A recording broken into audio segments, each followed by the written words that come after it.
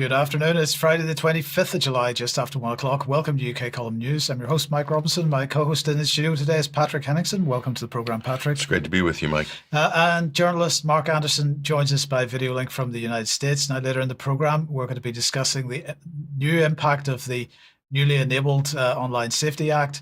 Mark will be taking a look at the UK's upcoming pandemic preparedness exercise.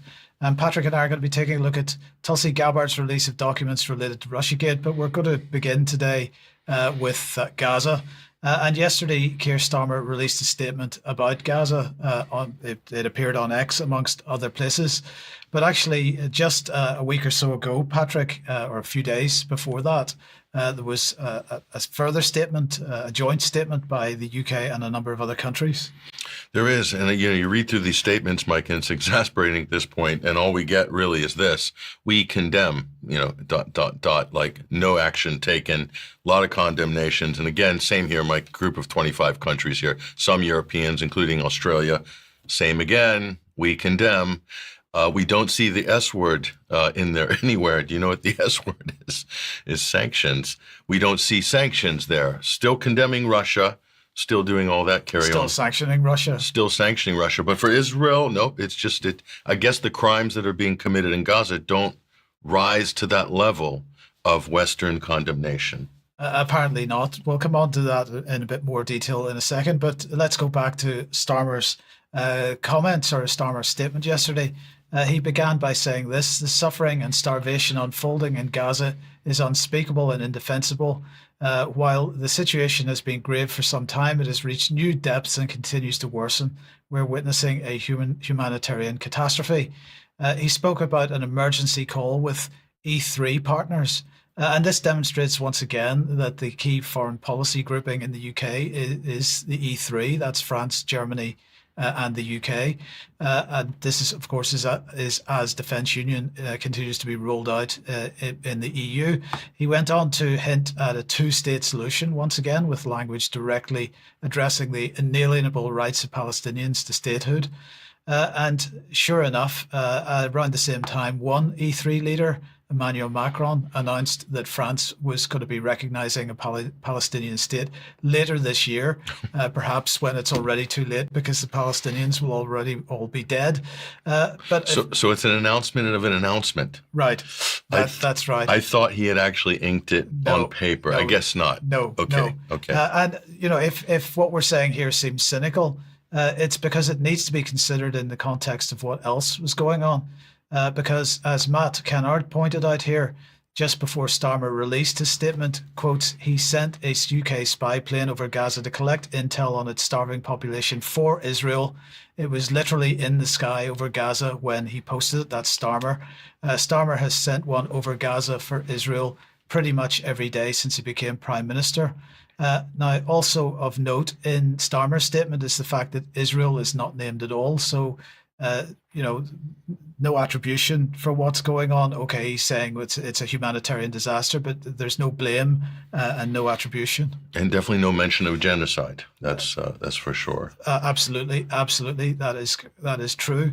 Now, on Wednesday, Jeremy Corbyn tweeted a response from the Middle East Minister, Hamish Falconer, on the question of an inquiry into Britain's role in Israeli war crimes. The response is unsurprising. The answer is no. So the government, the response says, opposes the Gaza independent public inquiry bill because, amongst other reasons, the use of sovereign base areas by the UK and allies is in line with international humanitarian law, he claims.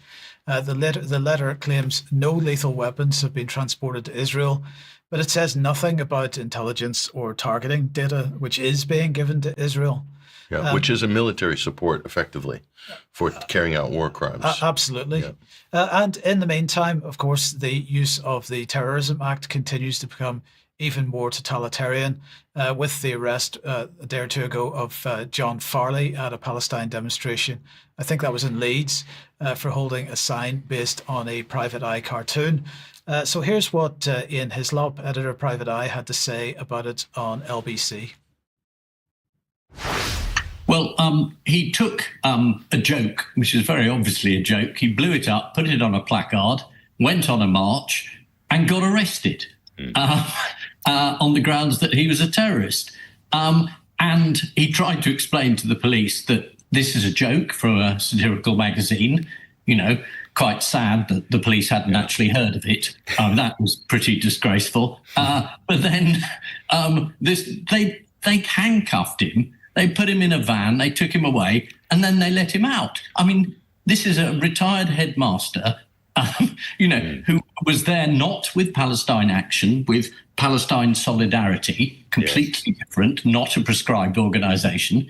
And under these ridiculous rules, he ends up getting arrested. It says, what sort of Palestinian actions, you see, it's a play on words, do we find acceptable? We don't find acceptable people throwing red paint at warplanes. We do find acceptable shooting people who are starving in a queue for aid.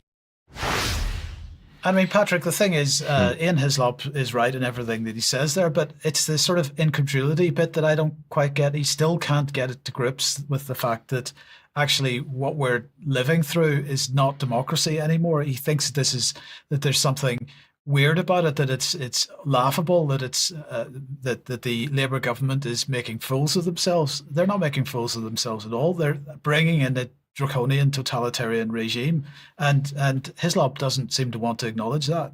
Maybe he doesn't, but maybe he's also just basically playing to maybe any remnant sensibilities, democratic constitutional sensibilities that might be somewhere lingering in the hopes that they might emerge and bring sanity to this madness. So I can see where Ian Hislop's coming from here. Maybe he's just, suffering from cognitive dissonance, because it is, for a lot of people in the mainstream, this would come as a shock to them, what's happening. For us, maybe not so much, because we've been covering it so diligently for so long. Right. But for them, maybe it's a shock. Right. Okay. Well, I want to just sort of end my part of this report with this short clip from an interview of Foreign Secretary David Lammy by ITV correspondent Shabab Khan, which absolutely demonstrates the sheer hypocrisy of Lammy and, in fact, the entire British regime at the moment. Let's just have a listen to this. Palestinians have been driven out of roughly 85 to 86% of Gaza's territory. There's now 2 million people in a 20 square mile radius. I just want to quickly read you a quote. Gaza will be entirely destroyed and the Palestinian people will leave in great numbers to third countries. Do you know who said that? You tell me. So that was said by Bezalel Smotrich, who's a minister in the Israeli government. I'm going to read you another quote. Permanent forced displacement is a violation of international law. Do you know who said that? That was said by you, Foreign Secretary, yesterday in the House of Commons. So when you've got Israeli ministers saying quite openly that they're willing to violate international law, and that's by your definition, why don't you take them at face value and suspend all cooperation until you know for sure they won't do that? Let's be clear. We have got no free trade discussions going on with Israel. We have sanctioned Israeli ministers. This war must come to an end. I'm very, very clear about that, and so are our other foreign ministers. When I look at the children who are being killed, waiting for food, all of this is egregious. We have asked the Israeli government to think again. We've told them that their aid system isn't working. We've told them to stop prosecuting this war and this conflict, and we're absolutely crystal clear now that this war must come to an end. I mean, that to me, that was just an incredible exchange. Patrick, first of all, he didn't know the quote from the Israeli minister. He didn't recognize that. Secondly, of course, he was completely dumbfounded by that being put in juxtaposition with his own quote from yesterday, because he was giving a statement in the House of Commons on this yesterday. And then he came off with that lame rhetoric at the end, not mentioning genocide, actually not condemning any of it in any way, really. So, I mean, what can we say about that? It's just sheer hypocrisy. It's more, you condemn the situation, but you don't actually condemn Benjamin Netanyahu. He says, we sanctioned Israeli ministers. What, really? Have they? I mean, I need to know the details of that, because they haven't sanctioned Benjamin Netanyahu, and he's the head of the government. He is ultimately the one responsible, as is the defense ministers, Yoav Gallant and the current defense minister, who are both indicted in the International Criminal Court, which, wait a minute, is Britain a signatory to the International Criminal Court? I believe they are, to the Rome Statute. Right. So no condemnation from David Lammy about that situation, that America is sanctioning the ICC punishing them for indicting Netanyahu. That's an incredible situation, isn't it? It is, absolutely. But in the meantime, Israel and Ukraine, what's going on there? Well, it's just to show the farce of it, Mike, the comedy of it all. This is a clip. The Israelis visited Kiev, and this is from the press conference there, and a lot of righteous indignation from the Israeli foreign minister here. Let's roll this one. What happened yesterday in Belgium, the arrest of 2 Israeli soldiers, is a turning point. Yeah. Sorry, that's the wrong video. Yeah, that's from the Hind Rajab Foundation. Right. That's for a later story. If we just make a note, right, okay, on that, we can come back to that. We'll come back to that. We'll move on. If do you want to show this this clip? Oh, absolutely. Yeah, Right, let's go ahead and show it. Play that, please. Yeah. We condemn Russia's strikes against civilians. We call for a durable and lasting peace which ensures security for Ukraine. Israel is supporting Ukraine and its people. We were the first nation to open a field hospital in Ukraine. We provided generators, food, water, and winter equipment. 2 weeks ago, I instructed my ministry to provide potable drinking water systems to areas in Ukraine that lack clean water after being hit by Russian attacks. It will be done very soon. We send experts to help with PTSD and resilience. We helped Ukrainians injured in the war with the recovery process in Israel. We stand with Ukraine and its people. So the hypocrisy clearly doesn't just remain with the British. It's just off the charts. I mean, what can you say? I mean, that is, it shows what a total farce this is. The Israeli minister saying we're going to bring clean potable water to the Ukrainians. Meanwhile, they're laying siege to the people in Gaza now for the better part of 2 years, and shooting them as they're queuing up for food. I mean, the front of the chutzpah. Yeah. To use a Yiddish term, the chutzpah is just off the charts. Yes. So in the meantime, what has the British Board of Deputies been doing?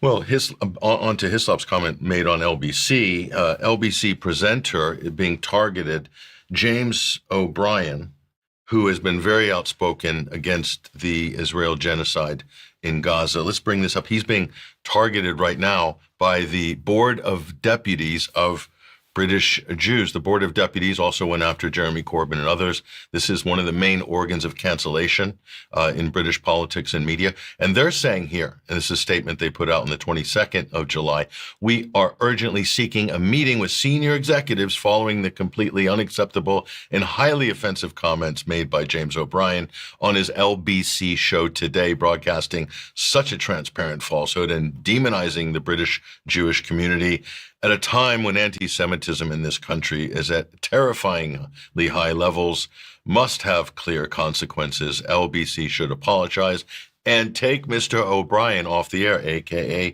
sack him. This is Andrew Gilbert, Vice President of Security, Resilience, and Cohesion at the British Board of Deputies of British Jews. So not cohesion in the media, though. He wants to sack O'Brien here. And this is a comment weighing in here, of course, the great journalist Jonathan Cook saying self-appointed British Jewish, quote, leaders insist that all criticisms of their Jewish community, the one that supports Israel's genocide, are a blood libel, quote unquote. How?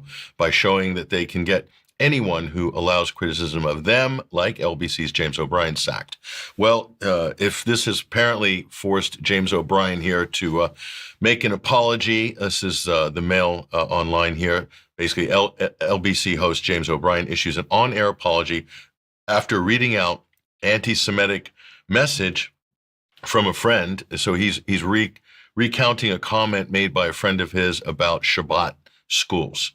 So within the Jewish community, and that maybe, discrimination, whatever, is indoctrination, all this stuff from a young age, sparking a raft of complaints. So Ofcom got brigaded, Mike, with a raft of complaints. Is that organized brigading? Are they anonymous complaints to Ofcom? I mean, how transparent is that system? Right. We've seen this before, by the way, yes, with many other examples. So here it is once again. End result, I don't think this is very good for press freedom. Indeed, or freedom of speech.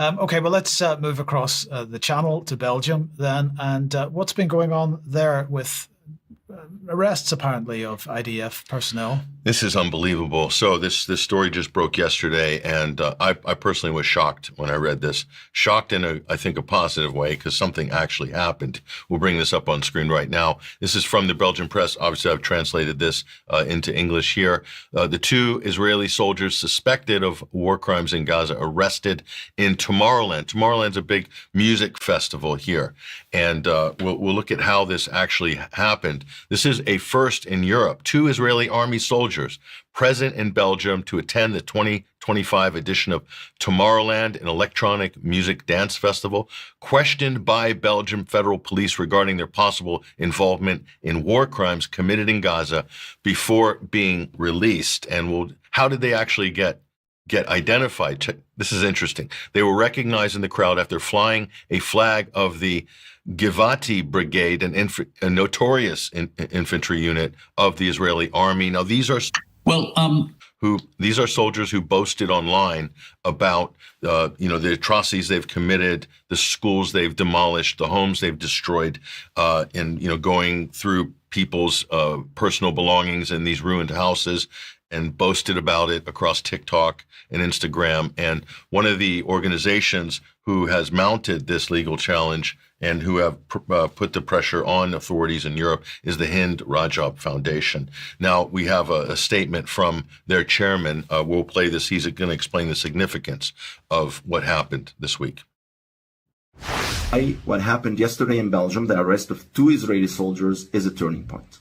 It is a turning point because for the first time, a country not only acknowledges jurisdiction over war crimes committed in Palestine without having any direct link to these war crimes, but also moves and arrests Israeli soldiers. Israeli soldiers have never been arrested anywhere. This is the first time in history that Israeli soldiers are arrested for war crimes committed against Palestinians.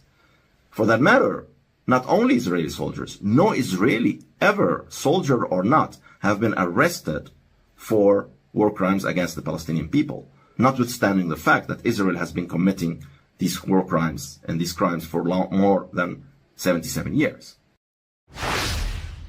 Obviously, that's the edited version of the full statement. It's on his X account. If you do want to see the work of this, is unbelievable, this organization, what they have done in the last few months. The Hind Rajab Foundation, go visit them on X and look at the work they've been doing. It's unbelievable, catching and identifying, or helping to catch and identify Israeli war criminals, soldiers in the IDF, specifically using their own social media posts that have incriminated them for international war crimes. And by the way, some of this evidence is also in the International Courts of Justice in the genocide case against Israel. So again, more damning evidence. And here's the legal organization also working on this as well. This is the GLAN, the Global Legal Action Network, London and Galway, Ireland as well. So Anglo-Irish effort here for human rights and challenging states like Israel and those who aid and abet it.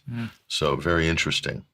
Okay, now what has Mahmoud Khalil been up to? Well, do you remember the activist from Columbia University in the United States? His name was Mahmoud Khalil.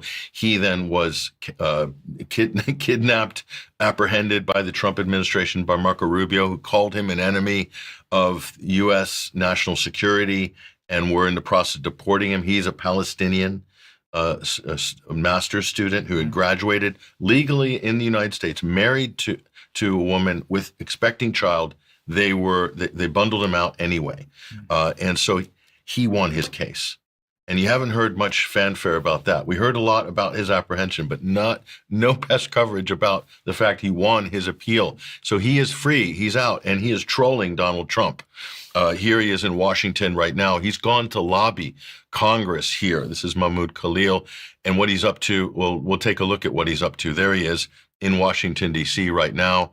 And his priority is to urge U.S. legislatures to stop the U.S.-funded genocide in Gaza, says Khalil. He's trying to stop mass starvation as Israel blocks entry of food supplies, forcing Palestinians to crowd at aid hubs where they are being fired upon by Israeli soldiers and American contractors who have already killed more than 1,000 starving Palestinians. Okay. And by the way, all of this is denied by the Gaza Humanitarian Foundation, naturally, of course. So isn't that interesting? So yeah, he's out, and he's a very, very good spokesperson on this issue. He's very articulate. He's already been through the ringer. So I think this is going to be a problem for the Trump administration, that this guy is on the street, as it were, and doing what he's doing. So I think this is going to make a big difference in raising awareness and pressuring Democrats, especially. As far as Republicans go, it might be a lost cause for the moment, but definitely there's some movement with some of the Democrats on the issue of Israel's genocide in Gaza. Thank you, Patrick. Well, Mark, let me welcome you to the program. And Matt Gaetz has, he is now a television presenter, I guess. What's he been up to? Well, this is very interesting. Good day, guys, and UK column viewers. Matt Gaetz, of course, yesteryear was a Florida congressman. And as Patrick and you and I, Mike, have talked about, he was sort of coaxed or cajoled, you might say, out of his House seat. Possibly and probably because of his skepticism toward the Israeli state. Thomas Massie has managed to hang on. We don't know how much longer that'll last, but I'm calling this Matt Gaetz's rebirth of sorts. He's on One American News, The Matt Gaetz Show. And it also talks about what appears to be, at least tentatively, Mike Huckabee, the U.S. ambassador to Israel, his paradigm shift. I put a question mark there on purpose. And what's basically going on is Huckabee had quite a tizzy, you might say, about Israel limiting or completely blocking Christians, particularly evangelical groups, from even entering Israel in the first place. And this is amid Huckabee's announced concerns and visits to a Catholic church in Gaza that was hit by the IDF reportedly, and the old St. George Church in the West Bank, which apparently was desecrated by Israeli settlers. And Huckabee, a longtime ardent, devout Zionist, pro-Israel all the way, apparently is having a little bit of cognitive dissonance. But let's let Matt Gaetz talk about this a little. Not many of us have heard him as a journalist, so he'll kind of lay the groundwork and I'll go from there. Is Israel an unwelcoming place for Christians?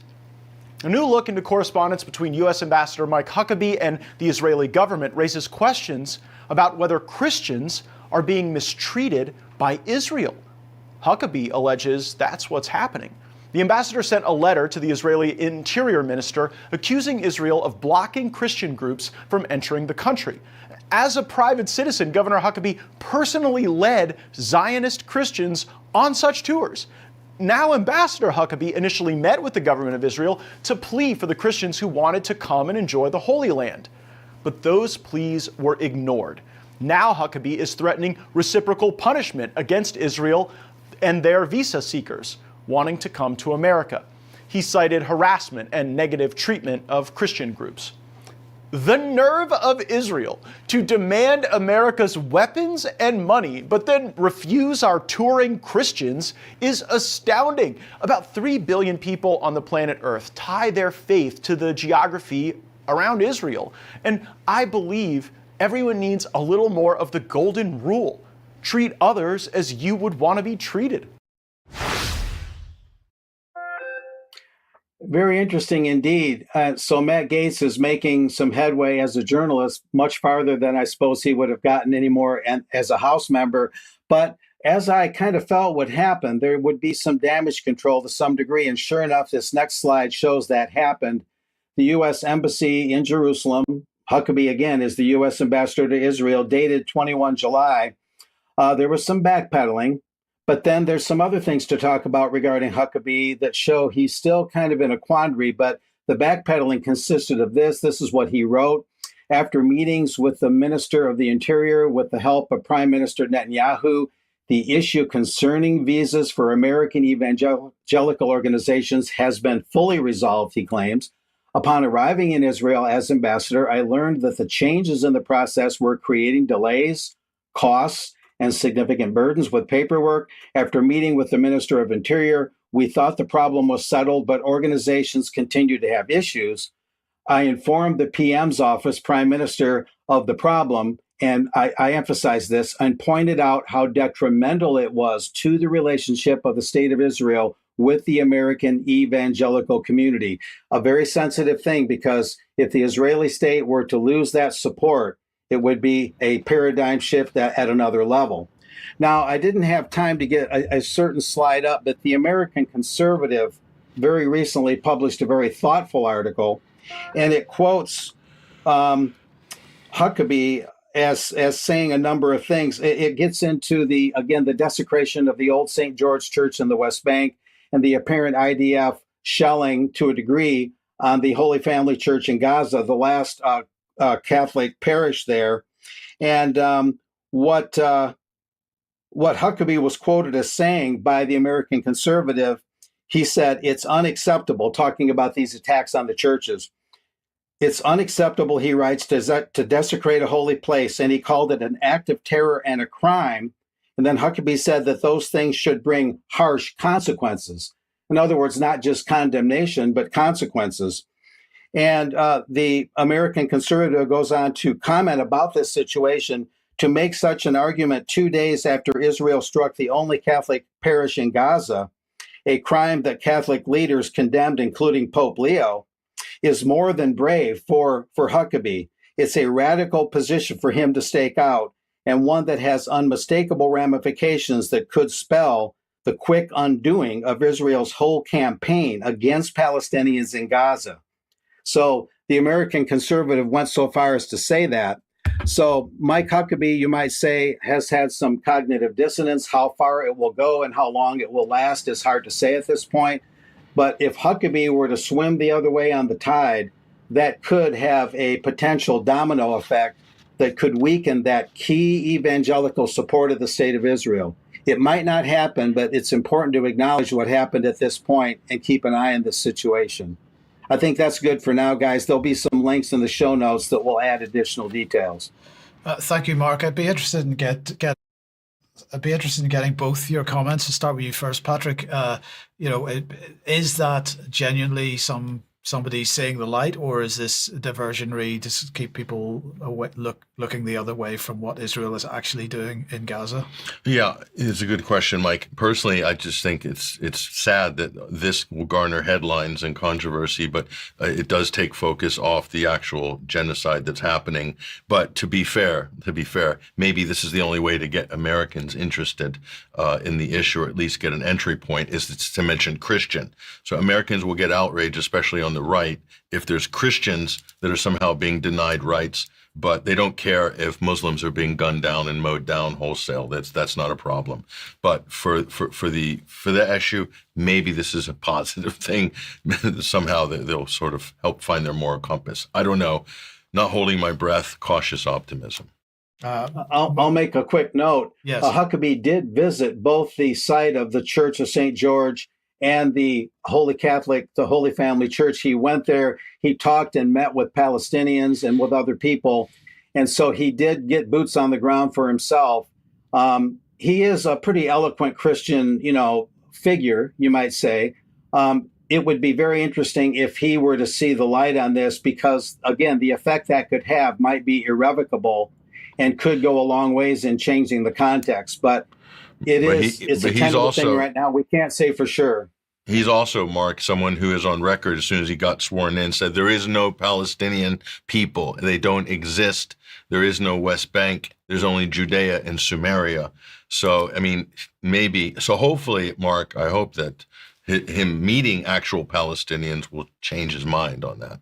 I really do. Well, look, let's we'll maybe talk a little bit more about this in extra. So thank you very much for that, Mark. Now let's move on. If you like what the UK column does and you'd like to support us, have a look at the front page of the website there. There's a nice big button for you to click on. And I want to say thank you once again to everybody that is supporting us financially. We do need your ongoing financial support.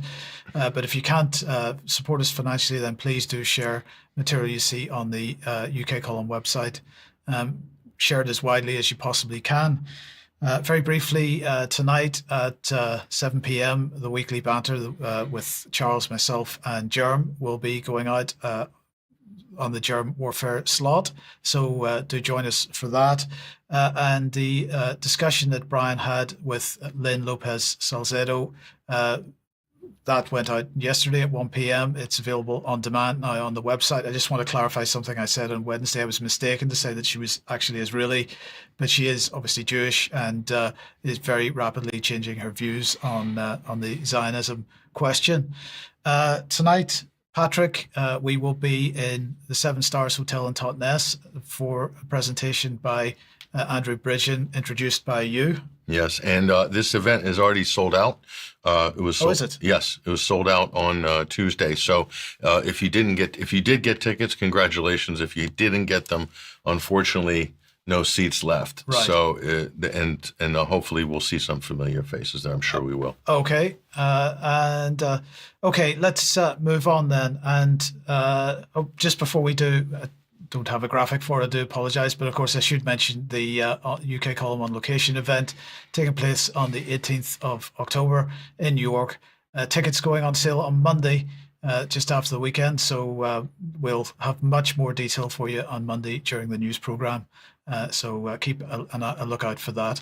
Now let's come on to the issue of Tulsi Gabbard and the director of National Intelligence, because she has released some files and some infographics on Twitter here, on X rather, on the question of Russiagate. So Americans will finally learn the truth, she said, about how in 2016 intelligence was politicized and weaponized by the most powerful people in the Obama administration to lay the groundwork for what was essentially a years-long coup against President Trump, subverting the will of the American people and undermining our democratic republic. That's what she said.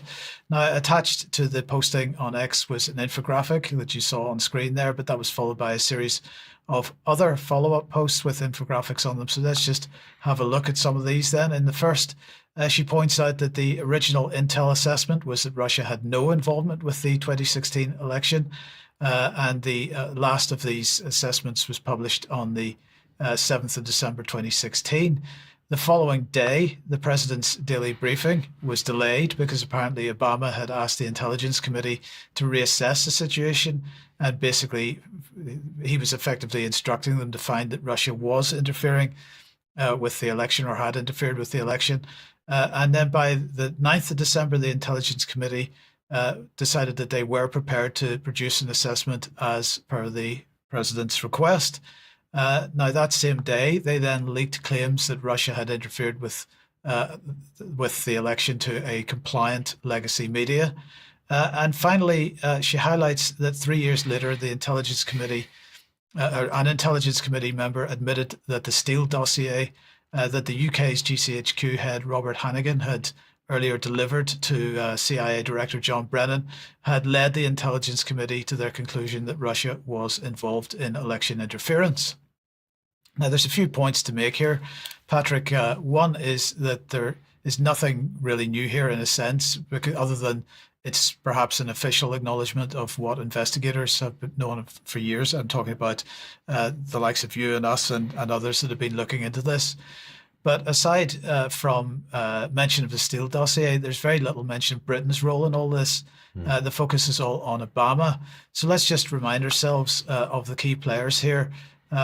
Here's Robert Hannigan, GCHQ director that we mentioned a second ago. But we should also remember, and let's look at this lot. We've got Richard Dearlove, Christopher Steele, of course, wrote the Steele dossier, the Trump dossier, Stefan Halper, Alexander Downer, Joseph Mifsud, Felix Satter, all involved in targeting George Papadopoulos. Yeah, setting up George Papadopoulos, because that was the first original setup to create this idea that Papadopoulos was somehow in a Russian chain, a spy ring or something that were infiltrating the Trump administration. And that's how they got their first FISA warrant. That's how the FBI pushed through that first FISA warrant to surveil members of the Trump team and the Trump transition team, the Trump administration. So that's how it all started. And there's quite a few British operatives in there on that last slide. Absolutely, and one or two more here, because of course roughly the same time that was going on in the United States, there was also a Russiagate UK operation going on involving Sergei Skripal and the claims of so-called Novichok attacks, and what else did we have? Christopher Steele, in fact, involved with not only the Trump dossier, but the Intelligence Committee in the UK, their Russia report, and also involved in the Intelligence Committee's Huawei dossier as well. So, this was something that was ongoing. But my question, Patrick, is why is Tulsi Gabbard releasing this information now? Is this just something that was going to happen anyway, or is there something special about this time? It just has such a partisan feel to it. It's sort of like, pushing back on getting the Dems, getting Obama. And this is basically red meat to the MAGA crowd, to Fox News, at a time when there's another story that is absolutely destroying MAGA, which is, of course, the cover-up of the Epstein scandal. And so the timing of this, Tulsi pushing this out right in the middle of the whole Epstein thing. And the implications, Mike, are serious on Epstein, because the implications are that Epstein belonged to intelligence, US, Israeli, or both. We don't know. Oh, and there's a third country in there that maybe Epstein is also involved with. Could that be Britain by any chance? I'm just thinking, because Ghislaine Maxwell, being the daughter of Robert Maxwell, and you think, and the roles involved, do you think the British intelligence are not involved in Epstein? That would be very naive, and I, of course, would not be surprised if that were the case. But, of course, we can't prove anything, can we? No one can prove anything, because this story is about to be thrown to the bottom and locked in Davy Jones's locker. So this is where we're at right now. We'll bring this up on screen here. Justice Department told that Trump in May, mind you, a couple months ago, that his name is among many in the Epstein files here. This is the Wall Street Journal. Trump is suing them at the moment. Okay, just bear that in mind. White House pushes back after reports that Donald Trump was told in May that he was mentioned multiple times in the DOJ documents relating to sex trafficker Jeffrey Epstein. This is somebody that Trump has disavowed, saying, I didn't know him. He's a creep. Why is everybody talking about the Epstein story? So, no one's really buying Trump's cope on this. So while all this is happening, something else just flies under the radar, Mike. Flies under the radar, and it's this story. Let's take a look at this up on screen. DOJ is meeting Jeffrey Epstein's associate, Ghislaine Maxwell, this meeting happening after Maxwell initiated contact with the DOJ. Who's in the driving seat here? It looks like Maxwell's in the driving seat. Is she trying to get a plea deal here? It does look like that. Let's take a look at this. This is interesting. Deputy Attorney General Todd Blanche. This is the power behind the throne, okay? Not Pam Bondi. This is the guy. Todd Blanche and Maxwell, they met downtown Tallahassee, Florida, at the U.S. Attorney's Office, which is located inside the federal courthouse. Now, she's already been through trial. They've already had discovery. What more could they know, or would she could tell them that hasn't been told already and is not in all of the exhaustive court documents, Mike? This is getting interesting, isn't it? Let's take a look at this. And just further on from this. Today, this is Blanche, today I met with Ghislaine Maxwell, and I will continue my interview of her tomorrow. The DOJ will share additional information about what we learned at the appropriate time. That's the key words. At the appropriate time, which means potentially never. Or perhaps when it has the most political impact. Is that possible? Right. And the thing is, what will they reveal? What will Ghislaine Maxwell reveal to the DOJ? Just enough to get a plea deal? Right? And not enough to incriminate anybody important? I think we're looking at a little bit of a cover-up here. Here's Blanche. And so President Trump has told us to release all credible evidence. If Maxwell has information about anyone who has committed crimes against victims, the FBI and the DOJ will hear what she has to say. Okay? Now, they've already booked a deposition in prison for August 11th. They're going to get a deposition from Maxwell from her prison on August 11th. So that's in 2 weeks. And then what's going to happen with that? They could get mothballed, but this is powerful leverage behind the scenes, Right. because the information can be used to lean on the president, to lean on Congress. There's a number of VIPs in there, a lot of important people. Okay, now, would Israel ever run an espionage or blackmail operation on U.S. soil? I mean, who would think of such a thing? But yet, we reported on this in 2014. This is confirmed. Bill Clinton was blackmailed by Netanyahu over the Monica Lewinsky sex tapes. Netanyahu had recordings of their sex texting and phone conversations, and he was using it to lean on the Clinton administration to release Israeli spy Jonathan Pollard, one of the most controversial Israeli spies ever.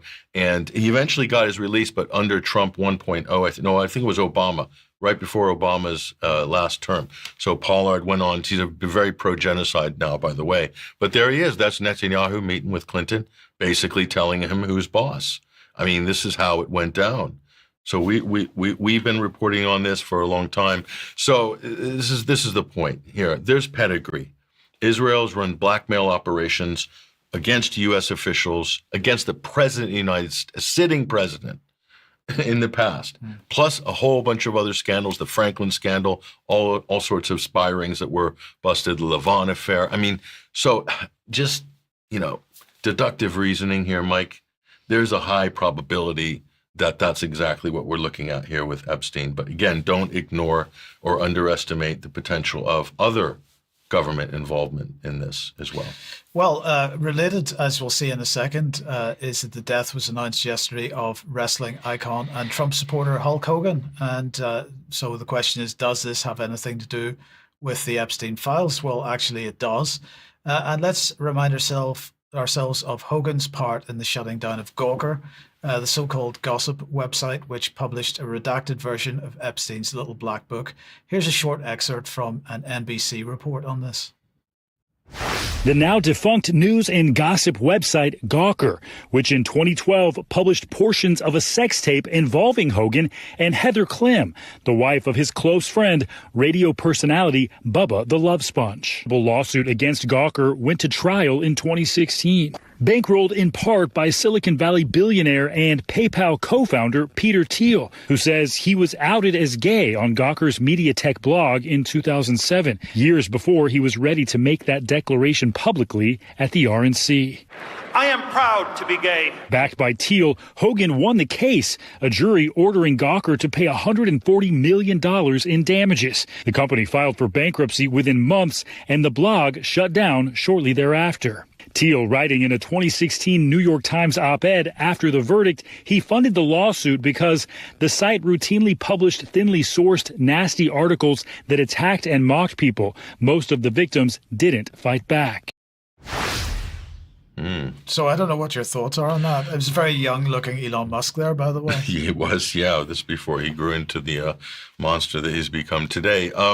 So what does Hulk Hogan have to do with Gawker? That's a good question. Well, there is a kind of an Epstein connection to this. So the Nick Bryant article, which was published in 2015. Now, mind you, Hulk filed his case in 2013 against Gawker, but things developed during that legal process, right, like the Epstein story broke on Gawker. And this is where it gets interesting. Let's go to Nick Bryant's article on Gawker. How about that? First place we should look up on screen here. Actually, sorry, Mike, we got a 404 on this. It's been erased. It's been taken down like every other article on Gawker. So I thought their archive was supposed to be preserved. Anyway, thanks to the Wayback Machine, there it is.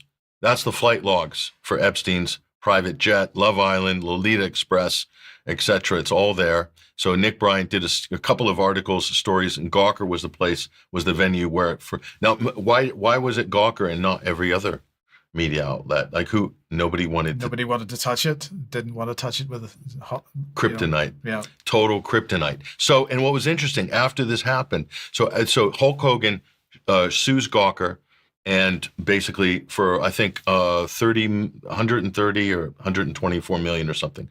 And they go bankrupt. Okay.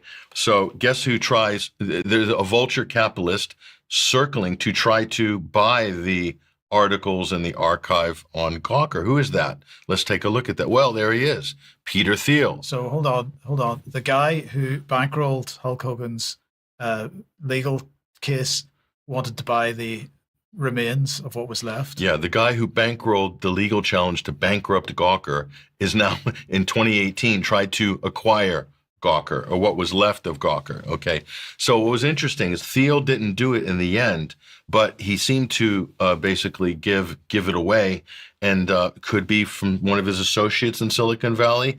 I don't know how close this next gentleman is, but this is who ended up scooping up Gawker. There it is. That's in 2018. Bustle Digital Group, Bustle Media, CEO Brian Goldberg takes Gawker here in a bankruptcy auction. Bustle Digital Group CEO Brian Goldberg acquired the Gawker assets in bankruptcy auction, paying $1.35 million for the rights for its brand and its archives. That's the key, and its archives. So he claimed he was going to preserve the Gawker archives in perpetuity. Well, let's look at this. And according to Wikipedia, I couldn't find any follow-up on this story. But Wikipedia says, but later paused the project. So Goldberg didn't do it in the end. He didn't do it in the end. So what went on there? It's gone. It's basically gone. So that's what happened. So he paid 1.3 million. I know it's chump change for a media mogul, but with the intention to what? Bury it? That's the question. That's kind of like what we're looking at there. So that's an interesting back end to the Hulk Hogan story that a lot of people maybe aren't aware of, but maybe they are now. So feel free to look into that story. If anybody finds anything, let us know. Absolutely. That'd be very interesting. Now, Mark, let's come back to the UK then. And of course, the last major pandemic preparedness exercise that Britain held was Exercise Cygnus, which happened amazingly just prior to the COVID situation. We've got a new one coming up very soon. Indeed. I kind of got my pants caught on a nail on this one, guys. I stumbled across it as I keep an eye on the international health regulations and things like that. It's an ongoing thing, of course.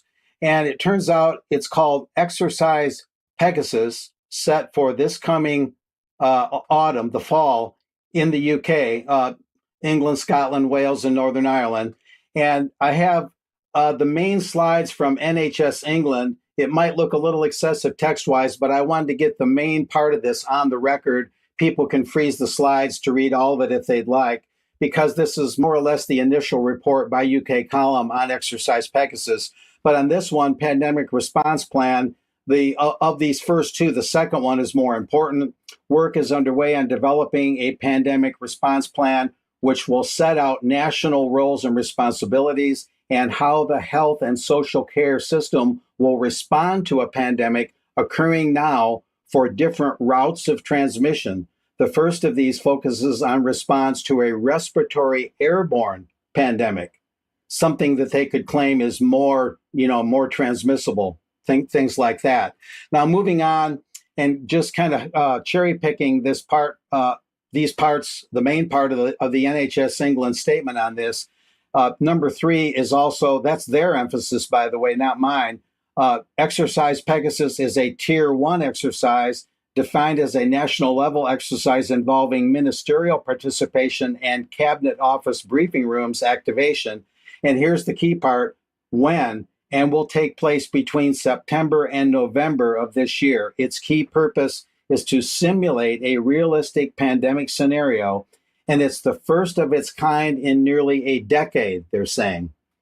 And you mentioned Cygnus, Mike. There was also, on our side of the pond, Event 201 in New York City in October of 2019, a drill that bared a very close resemblance, or you might say the pandemic that came in early 2020 very closely resembled many elements of that drill, Event 201 in New York. Moving on from there, these are just some other components of the NHS England statement, again, that constitute the core of this. People can freeze these and read about this later. I'll read number 6. Executive participation is set to include National Director for UEC and Operations chief medical officer, selected national clinical directors, chief nursing officer, regional directors with support from the National Program Director for Urgent and Emergency Care, and National Director for NHS Resilience. The favorite globalist word there, resilience. This will take place across 3 two-day phases in September and October. Again, a little more of a hint as to the timing and how this will be structured. Now, another important thing, and I'll just cherry pick this again, is from NHS England. They also had an appendix number 1, the core objectives. One of them is exercise decision-making processes for measures to contain, control, or mitigate the impact of a pandemic, including how relevant priority lessons from previous civil emergency exercises and outbreaks have been embedded. And there's other miscellaneous things. Some of it is quite bureaucratic. I call it bureaucratese. It's kind of a language like globalese. But in the second set of the outcomes, or the assumed outcomes, the middle one is important. I marked it with an arrow and in red. Test the strategic response, of course, they have to do this, to disinformation and misinformation. They have to control the narrative, particularly if they want to look at the possibility, if they really have a so-called real pandemic, would there be a lockdown worse than the first one? They would really have to be warding off the misinfo and disinfo so they can control the narrative if they want to do that in the event this drill were to go real. And we've seen drills going real, even going back to 9/11 in the United States. But we have a video. I came to identify this MP member, a Labor member, as Matt Western, as in country and Western, Matt Western.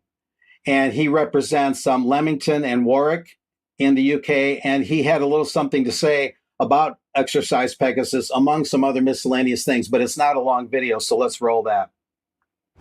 The action plan brings together a range of policies. We have already set out our proposals to increase defence spending. We are earmarking £4.2 billion of funding for new flood defences, £370 million to secure the UK's telecom networks, opening a new resilience academy in North Yorkshire that will train 4,000 people every year from both private and public sectors. And later this year, we will have the largest ever national pandemic exercise that will test the UK's readiness for future pandemics.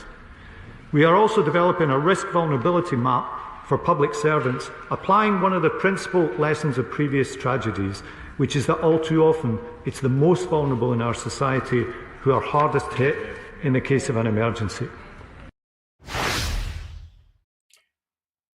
Interesting, kind of a mixed bag there that he shared, but he did mention it. It looks like it's going to be a big, unprecedented drill. One thing that UK residents might want to ask themselves now is, are they seeing anything yet in the BBC? Are they seeing anything yet in the British papers and the British press hinting at this? Or is it being kept relatively quiet? That would be quite instructive.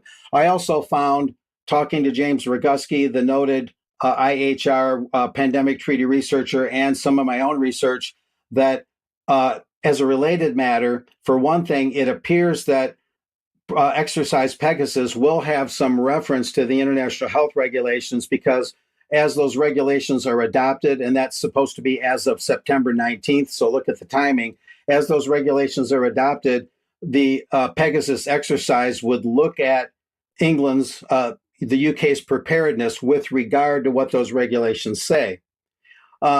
Yet at the same time, of all places, Israel, along with the United States and Italy, have, through official correspondence, they've signaled their intent to reject the amendments to the international health regulations. Now, an important point to keep in mind is you have the existing regulations, but then you have amendments, which are changes to the existing regulations. If you reject the amendments, what's left? Does the remaining body of regulations still constitute a threat to human freedom? That's an important question to ask. Just to give a little flavor of these countries that rejected the amendments, however, I have a statement or two from the Italian Deputy Minister of Foreign Affairs, Edmondo Cirielli. Here's one of them. He said this: "It's absurd and dangerous to think that Italy should cede part of its healthcare sovereignty to an organization like the WHO. And I emphasize this, the Maloney government rightly rejected the IHR. Notice that it says rejected the international health regulations, not just the amendments. That's an important distinction, and I'm hoping they're not overlooking that distinction. And then he says, which would have introduced binding measures from above without going through Parliament. And he said this, in addition, this is not cooperation. It's bureaucratic centralism in a healthcare context. Each nation's right to decide how to address a health emergency must be defended. He went on to say, this isn't narrow-minded sovereignism. That might be a new word, sovereignism. It's a responsibility of an independent state to its citizens. So this is the sum and substance of what's going on so far. Of course, I won't be the only one covering this. I'm sure you guys, Charles Mallet, maybe you, Patrick, you, Mike, will be looking at the Pegasus exercise because it's going to require a lot of repetitive reporting, but I'll keep an eye on it too. So that should do it for now. Thank you very much, Mark. Okay, now let's stay in the UK and the Online Safety Act. And of course, the Online Safety Act's age verification requirements came into force today. Here's how the BBC is presenting it as something pornography websites have to conform to. Except, as I was hinting at on Wednesday, in fact, reporting on Wednesday, it's not just porn sites which are imposing an age verification regime on their users. It's all user-to-user services. So Reddit, as we mentioned on Wednesday, is using this organization, Persona, for age verification. And as we mentioned, this is a company which provides literally zero information about who they are, which is pretty ironic, bearing in mind collecting data is all, that's what they're all about, ostensibly for the Know Your Customer regime. And their privacy policies and disclosures provide no information about limitations on how the data is kept and how it's shared and so on. X is also using Persona for this, alongside Autonix and Stripe for ID verification. Blue Sky has announced that it will be using an organization called KWS for their age verification checking, and they're already requiring people to sign up to this if they want to use direct messaging. That's person-to-person messaging. Facebook is going to be using Yoti. And so we have a situation that all platforms, not just porn sites, are rolling this out. And so to continue to use these platforms, people will have to send their sensitive personal information to a bunch of companies, raising the risk of identity theft exponentially. And now people could, of course, choose not to use the platforms, but that isn't likely going to be the outcome. So the Online Safety Act, I would argue, is not a step forward in keeping people safe. It puts people at much greater risk. I'm going to say once again, it should be scrapped. So I'm very happy to see that the number of people who've signed the petition has doubled since Wednesday. So it's now at 67,000. As I said then, no matter what we might think of petitions and their usefulness, I think we should be taking every opportunity to make our opinions known. So I would continue to encourage everybody to sign that if possible. And Mark, let me come back to you then for the final report of the day. And UNESCO and the United States relationship to that United Nations body. Yes, now there's big questions surrounding this one, guys. This first slide is from the State Department, not from the White House, headlined, "The United States withdraws from the United Nations Educational, Scientific, and Cultural Organization, aka UNESCO," a July 22nd press release, again, from the Department of State. Tammy Bruce issued the press release. And what's interesting here, and this also comes, this next slide, from the State Department, to get into just a little bit of the meat of that press release. Continued involvement in UNESCO is not in the U.S. national interest, they're saying. UNESCO advances divisive social and cultural causes and maintains an outsized focus on the UN's 17 Sustainable Development Goals, a globalist ideological agenda, at odds with our American first foreign policy emphasis. UNESCO's decision to admit the state of Palestine as a member state, says the State Department of the U.S., is highly problematic. Interesting. Contrary to U.S. policy, and contributed to the proliferation, they say, of anti-Israel rhetoric within UNESCO. So pursuant to Article 2.6 of the UNESCO Constitution, the U.S., however, the withdrawal will not take effect until the end of 2026. Quite a long time. When the U.S. apparently backed out of the WHO, that won't be official, we're told, until the beginning of 2026. So there's some long time frames, and a lot can happen in those time frames, backpedaling, second guessing, you name it. Now, Reuters came out with a little something on this I'll just touch on.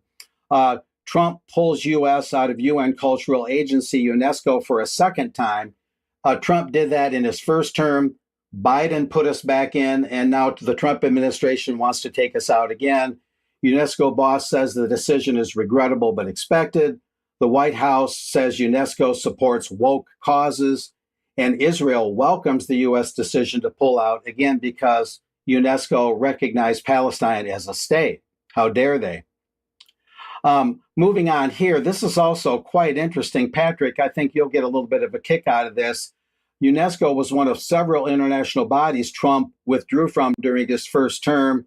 The Paris Climate Agreement, so on and so forth, the UN Human Rights Council, although he has reinstated some of those steps, apparently. But look at the second part here that I emphasize.